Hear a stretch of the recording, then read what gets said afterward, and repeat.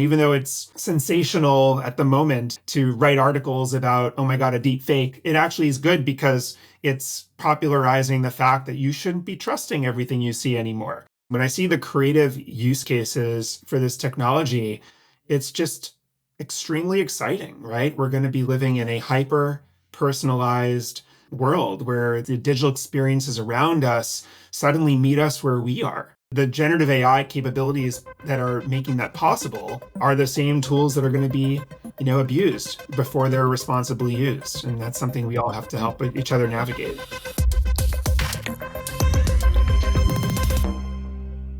I'm Bob Safian. I'm here with Scott Belsky, Adobe's Chief Strategy Officer and EVP of Design and Emerging Products. Scott, thanks for joining us. Thanks for having me, Bob. You and I have known each other for quite a while, both interested in the intersection of technology and design. In the last couple of years, with the rise of generative AI, DALL-E, Midjourney, Adobe's Firefly, the environment's become a little more complicated. Multiple videos have gone viral in the last year of designers worried about being replaced by AI. It's kind of a tricky spot for you, sort of embracing the future, really leaning into it without alienating some of your core users. Yeah, I mean, in some ways, though, history rhymes, right? And when you look back and you see the advent of the digital camera, remember that digital photographers weren't even allowed admission to many of the American photography associations, and even go further back. And people who used to do family portraits as painters were horribly offended by the concept that you could click a button and suddenly capture a family portrait using this new thing called film, right? Technology has always unleashed more creative potential. So many of our customers report spending most of their time in our tools doing mundane, repetitive work. And they always ask us for features that help them become more productive and expressive. How can we not use this technology to do that? And yet at the same time, how should we train these models? And how should we make sure that people's IP is protected? How do we make sure that contributors are compensated? There are ethics that need to be considered in terms of how these technologies are or aren't used. One of the most concerning AI uses is deepfakes, things that look real and sound real, but aren't. The New York Times had an article today, scammers deepfaking Elon Musk. And we've seen reports of school kids making fakes of classmates, putting the heads of fellow students onto naked bodies. Like, these risks are real, right? They are. Yeah, it's, I like to say that we're going from the era of trust but verify to an era of verify then trust. It's a new world. We're going to have to verify the source of content and how it was made before we can determine whether we can trust it or not. And one thing that Adobe's been trying to lead the pack on, but it's an open source nonprofit consortium, is all around the content credentials movement. We've got Meta on board and we've got Google on board and YouTube. And the idea is that good actors, people who want to be trusted, can actually add credentials to their content so they can show how it was made. You can say, this is the model that was used, these are the tools that were used, these are the modifications that I made. And you can look at the content and say, hey, do I feel that I verified this media enough to trust it or not? I think that's going to become the default in the future. Stuff without credentials, and in some ways, we're going to question whether it's true or not. These are kind of like nutrition labels for Right. content, right? Like little watermarks. As humans, we've always adapted by changing our kind of bar, for what we were willing to believe. That famous story about the War of the Worlds broadcasts on radio and worrying that the world was ending. But then they quickly realized that there was this thing called fiction in the medium. A lot of what you heard wasn't true. Fast forward to today, and the question is, what technologies and what norms will emerge that help us determine, what we can trust and what we act upon.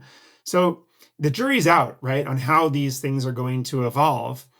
But humans are pretty resilient. Like, we start to realize quickly that stuff, is not true or needs to be verified before it's true. And I'm confident that that's going to become part of the norm for us.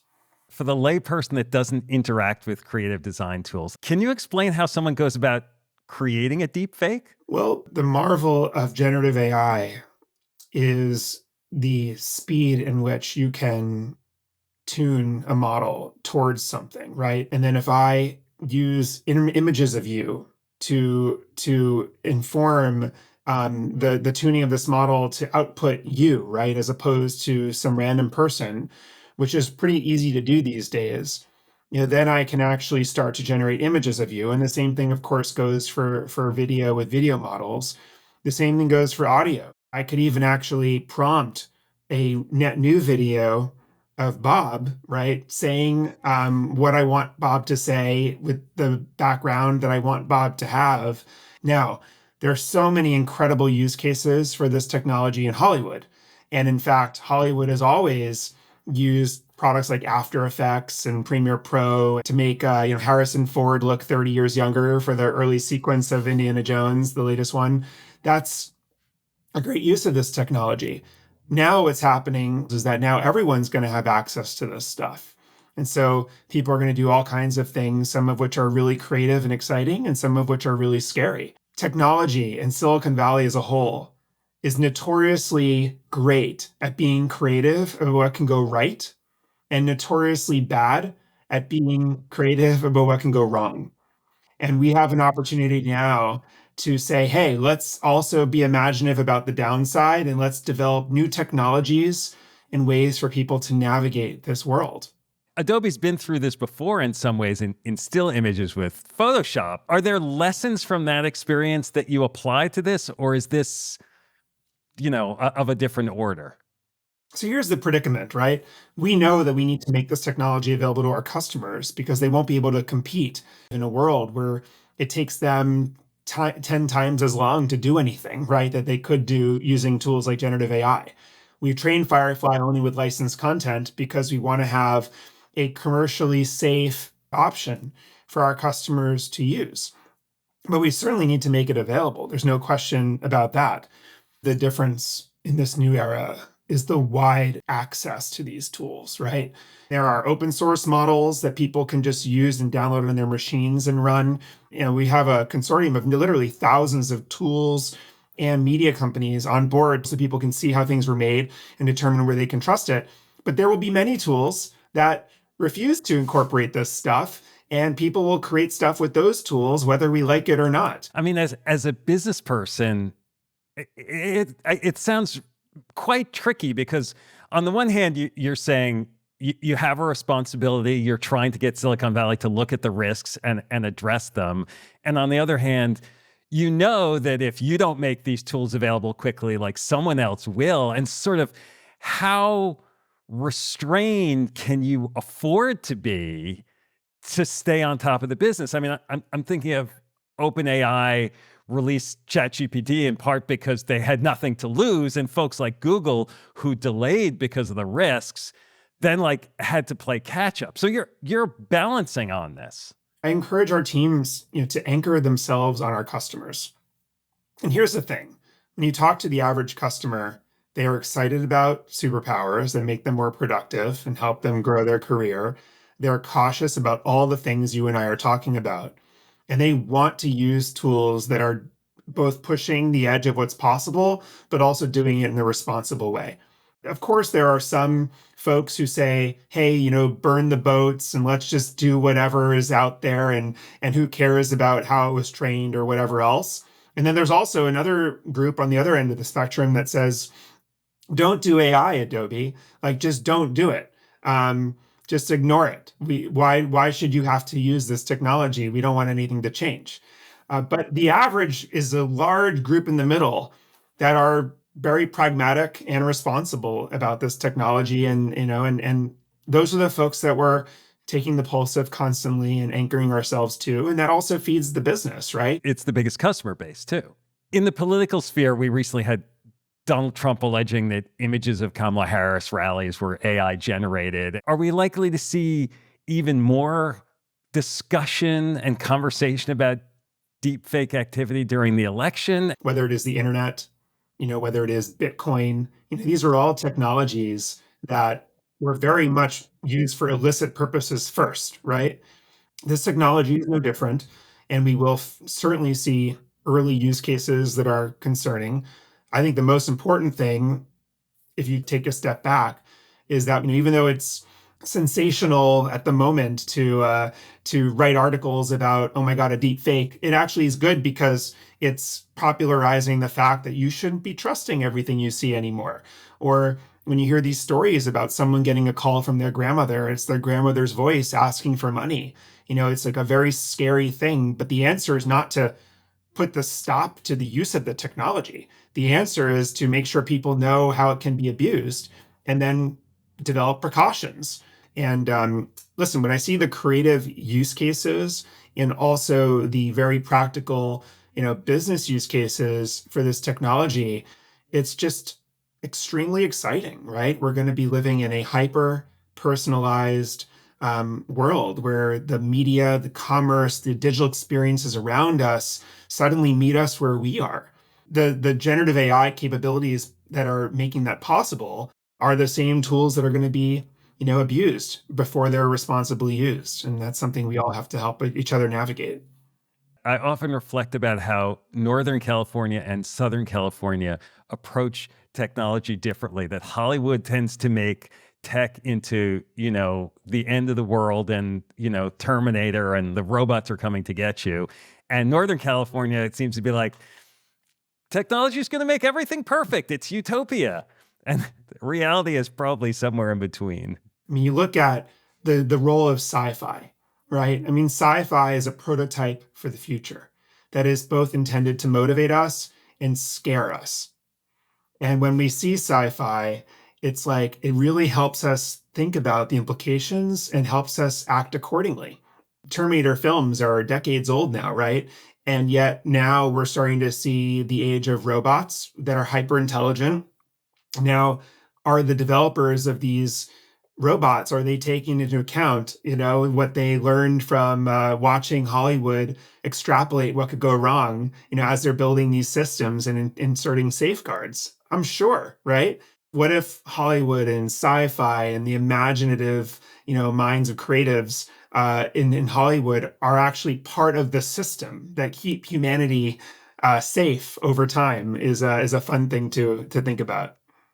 Adobe provides tools in some ways to two different sides of a competition. I'm not sure. Like they're individual creators and then they're big enterprises, right? Like last week you announced the B2B version of Journey Optimizer for marketing. Like how do you think about who your target customer is? And as you're talking about sort of looking to the future, like who that customer will be? Over the time that I've been involved with Adobe, frankly, until just the last couple of years, it's always felt in some ways like two companies because the tools were so different, right? And the customers, to your point, were so different, and they oftentimes relied on people to translate between one another. Even the creators to talk to the marketers, it was like you needed someone in between to translate it. Fast forward to today, these worlds are really collapsing into one another. Why? Because the social media marketers, right, or the people who are delivering these digital experiences, they want to do so in real time. Because, of course, socials where a lot of the action's happening these days. Also, the creators, they want to also up their game. They want analytics on how their assets are performing. And as a strategy leader, I'm trying to help connect the dots and get all these teams to work together. I know you acquired Frame.io, you tried to acquire Figma. Like, what's the strategy of what you're looking for there? There's always like this desire to fill gaps, and Frame.io is really a great example. The number one platform for collaboration for anyone in the video space, and we have great video tools, but the video tools just serve the editors, not all of the stakeholders that work with them. And it became very clear that that was a major gap to fill. And Frame.io was just the perfect, partner. I think a lot of the great opportunities actually do collapse these worlds. When you come across a possible company to buy or to build a partnership with, and you're not sure which business unit should be the sponsor? Should it be the marketing folks? Should it be the creative folks? That's a great sign right now for me, because that means that this company is likely a glue, that can make these workflows sing together. I'm curious how your perception of what art means has changed in the age of AI. If a prompt can generate an impressive painting, like, is that creative work in the same way? Is the definition of creativity changing? How much do you think about that stuff? Well, I love this question. Being involved with the MoMA in New York, like that's one common question that a museum that's so focused on modern art is always asking, right? Is what is art?